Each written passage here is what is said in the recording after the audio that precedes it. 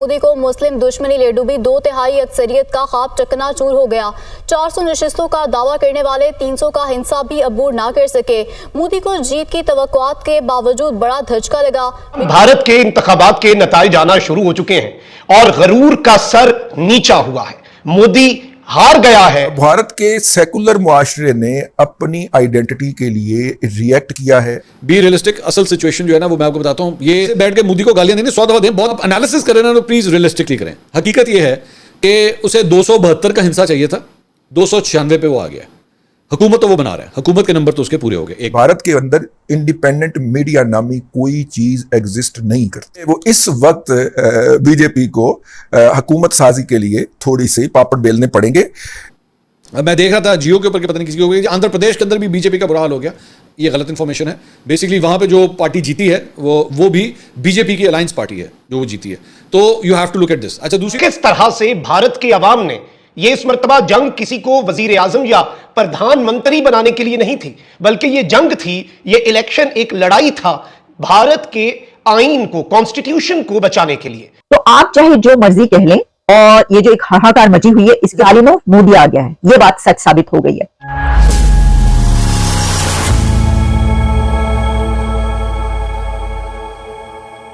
नमस्कार दोस्तों, लोकसभा चुनाव का परिणाम आ चुका है।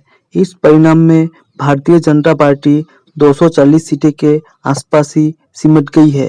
वही बीजेपी के नेतृत्व वाली एनडीए को 294 सीटें मिली। उधर विपक्षी गठबंधन इंडिया अलायंस को 234 सीटें मिली है। प्रधानमंत्री मोदी की इस कमजोर जीत पर पाकिस्तानी मीडिया ने भी प्रतिक्रिया दी है। पाक मीडिया ने एग्जिट पोल के अनुमानों का मजाक उड़ाया है। पाकिस्तानी मीडिया कह रहा है कि लगभग हर एग्जिट पोल ने पीएम मोदी की प्रचंड जीत का अनुमान लगाया था। कई एग्जिट पोल ने 400 तक सीटें मिलने का दावा जताया था, लेकिन वास्तविक परिणामों ने एग्जिट पोल के अनुमानों को झुठला दिया। पाकिस्तानी मीडिया ने नरेंद्र मोदी की बनारसी से मिली कम अंतर की जीत पर भी चुटकियां ली है।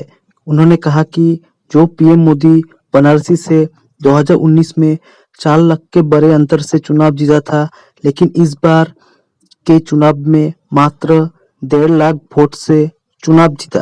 पाक मीडिया ने चुनाव परिणामों के बीच भारतीय शेयर बाजार के गिरने को प्रमुखता से उजागर किया है। दोस्तों, पाकिस्तानी मीडिया जो कुछ भी कह ले, हमें फर्क नहीं पड़ता। मोदी जी तीसरी बार प्रधानमंत्री बनेंगे, उसके बाद पाकिस्तान को मजा चखाना पड़ेगा। पाकिस्तान नहीं चाहेगा कि मोदी जी प्रधानमंत्री बने, क्योंकि पाकिस्तान को पता है कि मोदी घर में घुसकर मारता है। चलिए दोस्तों, इसी पर आगे पाकिस्तानी मीडिया के रिएक्शन देखते हैं। इस वक्त भारत का मीडिया जो है उसको भारत का कॉर्पोरेट वर्ल्ड कंट्रोल कर रहा है, जो मोदी का फाइनेंसर है, तो वहां से मोदी जीत रहा है भारत के, अगर हम मेन स्ट्रीम टीवीज को देखें तो। लेकिन अगर हम भारत के अंदर सोशल मीडिया को और उनके इलेक्शन कमीशन की वेबसाइट को देखें, वहां पे बराबर बराबर की गेम चल रही है। इसका मतलब यह है कि मुस्तकबिल करीब के अंदर जो अभी 1-2 दिन लगेंगे इसके अंदर। अब इस इलेक्शन से भारत का तो चले एक जो सेकुलर फेस है वो थोड़ा सा उसने अपने आप को रीइमर्ज करने की कोशिश की है या कर रहा है। मोदी साहब ने डट के कैंपेन की, अपने गोदी मीडिया को, अपने गुलाम मीडिया को उन्होंने बुरी तरह से यूज नहीं बल्कि मिस यूज किया, अब्यूज किया उसको। बीजेपी हार गई है, बल्कि हार रही है यूं कहना चाहिए आतमी तौर पे।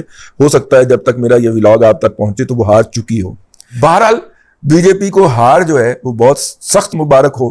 उन्होंने 400 का नारा लगाया था, सांस उनका 250 के ऊपर फूला हुआ है।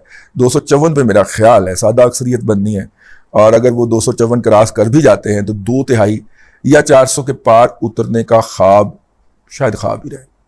बहरहाल अभी नताइज आ रहे हैं, देखना है पॉपुलरिज्म जो है वो आतमी तौर पे जीतता है, कल्ट फॉलोइंग जीतती है, या जमहूरियत जो है वो अपने आप को मनवा पाती है। भारत के इंतखाबात के नताइज आना शुरू हो चुके हैं और गरूर का सर नीचा हुआ है।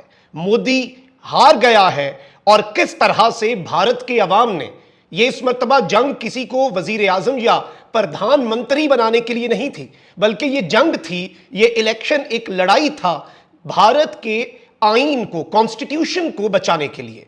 और इस सब के अंदर भारत की आवाम ने जिस तरह से वोट डाले हैं और जिस तरह से अब तक का भारत की इलेक्टोरल हिस्ट्री का सबसे बड़ा अपसेट राहुल गांधी और उसके इत्तेहाद ने कर दिया है, इसकी मिसाल रीसेंट टाइम्स के अंदर नहीं मिलती। लाइव शो के अंदर लोग जो हैं वो धाड़े मार मार कर रो रहे हैं, रो रो कर बुरा हाल हो रहा है। इंडिया की जो स्टॉक मार्केट है वो इस वक्त क्रैश कर चुकी है और इस सब के अंदर भारतीय जो इलेक्शंस हैं उन्होंने बीजेपी को किस तरह से हिलाकर रख दिया है, ये चीज आपने ज़हन में रखनी है कि ये जो पूरा इंडिया का सिनेरियो इस वक्त बन चुका है। नरेंद्र मोदी जो है उनके हवाले से ये कहा जा रहा था और नरेंद्र मोदी ने 400 सीटें जीतने का टारगेट रखा हुआ था। Why? Because he wanted to change the Indian constitution. वो वहां का जो कॉन्स्टिट्यूशन है उसे बदलना चाह रहे थे जनाब नरेंद्र मोदी साहब। और ऑब्वियसली आपको पता है कि नरेंद्र मोदी भारत को आहिस्ता आहिस्ता एक जमहूरियत से एक डिक्टेटरशिप की तरफ ले जाने वाले रहनुमा के तौर पे वो सारे इशारे, वो सारे इंडिकेटर्स उसी तरफ को आते हैं। और नरेंद्र मोदी जो है उन्हें एक इस तरह का डिक्टेटर बनाकर पोर्ट्रे किया जाता रहा पिछले कुछ सालों के अंदर, पिछली कुछ दहाइयों के अंदर भारतीय मीडिया में। और इसमें फिर जिसे कहते हैं कि अंधभक्त जो है नरेंद्र मोदी साहब के, वो सारी चीजें चल रही हैं। अब आप ये देखें कि नरेंद्र मोदी ने कितने काम किए, नरेंद्र मोदी ने क्या कुछ किया और किस तरह का एक भारत का इमेज जो है उसके ऊपर भी बहुत से लोगों को रिजर्वेशंस हैं, क्योंकि इंडिया वाले लोग ये कहते हैं कि भाई हमारा इमेज तो एक सेक्युलर मुल्क का है, एक ऐसा मुल्क जो कि कॉन्स्टिट्यूशन और वहां पर वो सुप्रीम है। लेकिन नरेंद्र मोदी साहब उसी कॉन्स्टिट्यूशन को बदलना चाह रहे थे और उन्होंने अपने कुछ जो डिजाइन्स हैं, अपनी जारी बात है असल तो आइडिया उन्होंने नहीं बताना था, लेकिन ये इलेक्शन नरेंद्र मोदी का गुरूर का सर नीचा करने के लिए काफी है। इन इलेक्शन से पहले वो ये कह रहे थे कि अब की बार 400 पार। वो ये कह रहे थे कि जनाब इस मरतबा हम 400, पहले इनके कोई 352 353 थे 2019 के अंदर। इस मरतबा वो कह रहे थे कि जनाब हम 400 भी टपेंगे, हम तकरीबन 50 सीटें जो हैं वो और लेंगे। हुआ ये है कि 50 से ज़्यादा सीटें कम हो गई हैं, लेकिन अभी भी वो हुकूमत बनाने के अंदर जो है वो कामयाब हो गया। एक बात तो ये। अच्छा, दूसरी बात ये कि दूसरा वो जो कांग्रेस का जो अलायंस है उनके लिए खबर ये है कि कांग्रेस ने इससे पहले जो है वो तकरीबन को 50 के आसपास सीटें जीती थी 2019 में। इतनी बुरी परफॉर्मेंस थी उनकी। इस मरतबा जो है वो 100 से ऊपर सीटें, 100, 103, 104 सीटें वो लोग जीत रहे हैं। मैं सिर्फ कांग्रेस की बात कर रहा हूँ, लेकिन उनका जो अलायंस है वो तकरीबन कोई 224 के आसपास जो है वो 230 के आसपास जो है वो सीटें जीत रहा है। आम आदमी पार्टी जो है केजरीवाल की, उसने पहले पिछली दफ़ा 1 सीट जीती थी, इस मरतबा अब तक 3 सीटें वो जीतने में कामयाब हुए हैं। ये ज़हन में रखिएगा, वो गिरफ्तार हैं इस वक्त, केजरीवाल जो है वो गिरफ्तार हैं। आंध्र प्रदेश के अंदर जो है वो इससे पहले जो मैं देख रहा था जियो के ऊपर के पता नहीं किसी को, आंध्र प्रदेश के अंदर भी बीजेपी का बुरा हाल हो गया। ये गलत इंफॉर्मेशन है। बेसिकली वहां पे जो पार्टी जीती है वो भी बीजेपी की अलायंस पार्टी है जो वो जीती है। तो you have to look at this. अच्छा, जय हिंद दोस्तों, स्वागत है आपका आपके YouTube चैनल जय हिंद पर। वीडियो को लाइक और चैनल को सब्सक्राइब जरूर करें और हम आपके लिए पाकिस्तानी मीडिया के एक से बढ़कर एक लेटेस्ट वीडियो लाते रहेंगे।